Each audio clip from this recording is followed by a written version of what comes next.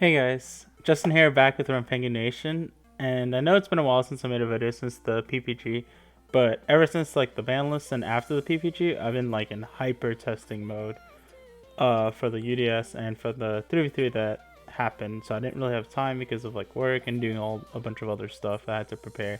But now I'm gonna be able to like post like a lot of videos like upcoming, and I just fixed up my stuff on my stream so I can be streaming again soon, which will be really good. So I thought I would just give you guys like a brief like tournament report, like how Vegas went for me, and it's quite a story actually. So I had to find a new third Thursday because my buddy who I was teaming with, I teamed with. It was me, Brandon Sevitz from Guardian Games. It was supposed to be somebody I knew from my locals, which was Brandon Dennis. I was more trying to team with people that like I thought like I can actually like talk to, had good chemistry with, and it was like honestly pretty well. We were testing heavily for the event, but some personal stuff came up for him, and he couldn't go to the 3v3. And then some plans came up, so I couldn't go to the UDS. So it really sucked. So anyway, I got to Vegas on Wednesday, so I had to look for a third. So I ended up teaming with Sam Shaner, and honestly, like we all performed like pretty well. Like he played Spiral, so the scrap version. I played this deck in front of you right here, which is Mech. It's an Ghost deck and Invoke deck with Mystic Mind, but like a very small like Mech Knight package. And Brandon Sevitz played Salamander with main deck Ghost match. We all finished X2, and our team finished X2, but we placed 22nd. There were only 3 X2 teams that made it, so it was kind of fortunate that it happened like that because it was cut to top 16. But it happens, and like we did pretty like decently 7-2 record for a team that we kind of like had to like make last minute. So, but this deck I thought was like one of the best ideas I can come up with the event after seeing like what occurred at the UDS. So this deck, my personal record was X2, and my deck was made to defeat every meta deck. So if I played against any random rogue, I can depend on my teammates to carry me, which is why we all didn't play this deck. Because it's a 3v3 event, we can like rely on variance and there's reduced variance, so that way like you can tech out a deck way more to beat the meta, and even if you play against rogue, your teammates should be able to carry you. So in testing, when I was testing this deck had an above 90% win rate against all meta decks. That includes Salamangreat, Spiral, Heroes, what are the other ones? Salamangreat, Spiral, Heroes, Lunalight, and there was one more. Not Guys, like another meta deck. I'll think about it later. But Guys is technically my worst matchup, which is why I had to side evenly match. But let me get into the deck and like explain some of the theories behind it. So you play 3 Alistar, obviously. 3 Ash and 3 Drill. If you watch Shun's Rocket Deck profile, I agree with him in the theory these are the best 2 hand traps going into the event, because I expected the most represented decks to be the Shadow Invoke deck and Spiral, which I think they were. And these 2 hand traps are really good versus both the decks. Ash lets you stop Shadow Fusion even under Meltdown, because it negates the effect of Shadow Fusion, not the activation of the card. So it's really good in that regard. And you can still use it even if they go first and activate Shadow Fusion, because it includes the effect to that even if you don't control an extra monster. Droll was just really solid against Spiral, because I just need to stun them for 1 turn, and then I put up Mechaba, and I should just win the game on the spot. So yeah, 3 Kaijus. This was to out like Sleeper and other problematic monsters that could be in play. Also, it's really good in Salamangreat, because when you clear their link, it shuts down the Rage and Roar, but they can still like rage by pitching like a fire monster from their hand. But you more care about like the multiple removal of rage. Okay, so to the Mech Knight package. So this was the biggest struggle I had with the deck, because I wanted to include Super Polymerization in my list to have a more volatile like winning point of beating the Shadow deck. So I played a 2 blue line and a 2 purple line. The reason being is that I just only wanted to see the name, just to like generate some sort of advantage, basically. Yeah, but I didn't want to play too many, because they are a bit of like vanillas, but they apply pressure versus when you go second. They also out like stuff like random stuff like Inspector Border and stuff, which is pretty nice. But the main thing that's really cool about them is that they're lights. They're light psychics, so they complement a lot of the engine with Alistar very well, because you can use them with Mirage to make, or Alistar himself to just outright make Invoker of Madness the link, or with 1,000 Eyes you can just make Invoker of Madness the link. 4 times during the event I decided to mash my Alistars, but I won 3 of those 4 games. Um, the losses I had were to uh, okay, promise you guys won't roast me, but it was a train deck. But it's because like they just kill you. She made me go first. She kaiju'd my Mechaba, twin twisted my Mystic Mine because I set up Mechaba Mystic Mine because it's really like enough pressure. They have to try to out the Mystic Mine, but the Mechaba can protect it. They have the Mechaba, the Mystic Mine is still there, and it's like a really good enough stun. But she had the Kaiju twin and like the combo just to kill me with like Juggernaut. And then in the later game, I Elysiumed all her monsters. She was top decking. I was top decking too. And she top decks her third Flying Pegasus, summons it, and then goes for Gustav Max and Juggernaut, and I die. It was unfortunate because my other teammate, Brandon, he lost to a Draco deck that was like an anti-Salamander deck. It was meaning triple Soldier and triple there can be only one borders and stuff. And like Sam was playing against Philly and he was going to win because he was playing the combo deck. My other loss was to an Infernoid player who set up Double Feast with Banishment when I made him go first. And then he trap tricked into D-Berry in the later game. So I Mystic Mined him, basically outed his entire field, and I was going to go for game. But then he trap tricked for D-Berry to just stop me, and I just couldn't kill him, which sucked. Because he had set up Double Feast, and I don't think almost any deck in the meta can even have a chance versus that. So anyway, every other meta, like anytime I played a meta deck, I just 2-0'd it. It was Salad, Spiral, Heroes, Luna, I just 2-0'd them, and I'll explain why. So onto the spells, play the 3 Instant Fusion, 3 Invocation. You want to play 3 of this because 9 out of 10 times they try to stop your Alistar. So having Invocation just allows you to still play if they stop Alistar. Also, you play Desires. You don't want to mess around with the ratios. Also, to do one of the OTKs, you want to have at least 2 Invocations. So after Desires, if it banishes 1, you want to at least have 2 more in order to set up Madness into Mechaba, Purgatrio, and then fuse away and then kill them. 3 Lightning Storm. Best go second card. This was like one of my favorite cards. This was the second favorite card in my deck actually. 3 Meltdown. This card's insane. It's really good against the Shadow deck and other stuff like that. Because if they chain Ildal when you're playing Invocation, they can't use any of their Shadow effects on your summon. And it lets you do like a lot of cool interactions with like Cosmics on your summons and do a bunch of stuff because they can't respond because it's within your summon window. 2 Mind Control because it was one of the best board breaker cards. It let me take Appaloosa and just other random stuff. 3 Mystic Mine, and this was one of the strongest suits of the deck. I can essentially play through 1 to 2 to as many negates as possible because of this. Usually this would force out a Sleeper or like a Trigate or something. And because I wanted to kill them, it was the reason I didn't main Dark Ruler or play Dark Ruler at all or main Evenly Matched. Mystic Mine was just better. Because I can turn it off whenever with Meltdown, set rotation, and stuff like that. Also, you can just kill them with Mystic Mine up with Purgatrio if they make like a full board. Because Purgatrio can just keep hitting each monster and you boost and they can't stop you essentially. 3 Desires because the deck lacked consistency obviously because of Alistar. So because Alistar is only at basically essentially 8 in this deck with the 1 Terraforming, the 1 set rotation, the 3 Meltdown, and 3 Alistar. I wanted to add as much consistency as possible. Yes, I know I'm playing 41, but it's because I wanted to play the Super Poly blowout. But Mystic Mine lets you to slow down the game state to like where it's enough to where you can break their board effectively. And then eventually when you get to Alistar, you should just win the game.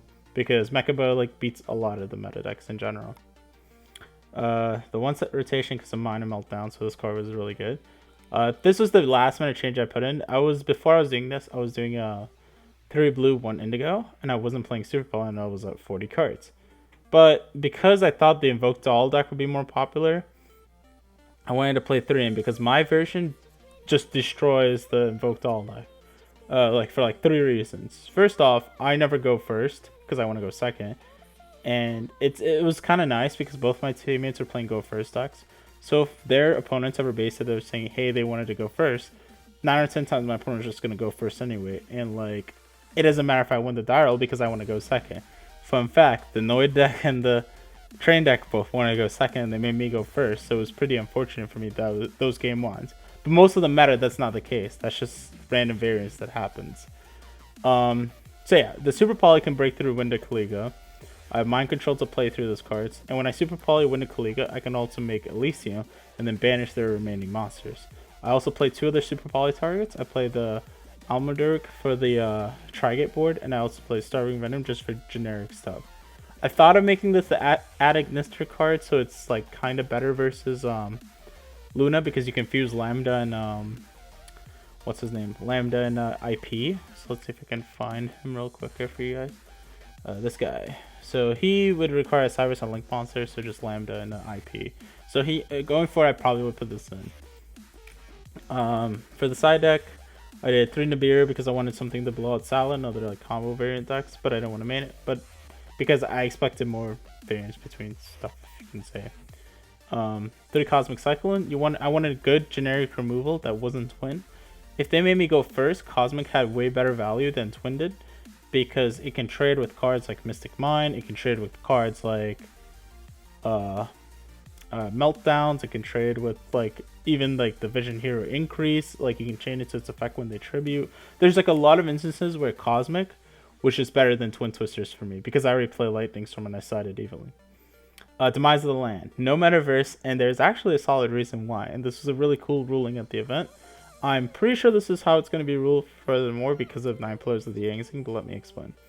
So, Demise of the Land says activate only when your opponent special summons a monster. Select one field spell card from your deck and activate it. So, it has a specific activation window, and it's worded kind of like Torrential Tribute and Bottomless Shrapnel. So, you know, like if you played back in the day, you know that you can have something miss its activation window, like Torrential and Bottomless, if you summon a Chain Link 2 or higher. The fun thing is, though, if you remember back in like 2016, 9 Pillars of the Yang Zing, when it negated a card, it would still allow them to still float with the Yang Zing as long as there's a Chain Link 2 or lower. So say for instance they go like activate card and you chain 9 pillars, negate, destroy, you would still be able to float the Yang Zing. So because Gamma, this is the cool part, I'd activate a monster effect, and against the Lunalight deck, they would activate Gamma, negate, let's say for instance Alistar. They would summon it. Even though the summon of Gamma is channeling 2 or higher, I can still activate Mystic Mine on the resolution, because Gamma, the way it's worded, is it negates the activation, special summon. No, it special summons, and if you do negate the activation, which means that it's all simultaneous. So because of that, when my opponent would negate me with Gamma when I go second, I can activate Demise of the Land, and then activate Mystic Mine for my deck and break their entire board. So that was the reason between playing 3 Demise of the Land and not 2 Demise of the Land and 1 Metaverse. Cool other things you can do too. You can try to go to battle phase, so fake them out for evenly, and if they have IP, they're going to use IP's effect right there. And because that's chain link 1, and that's the only thing that's going to happen, the last thing in the chain is going to be the summon, you can also Demise the Land there.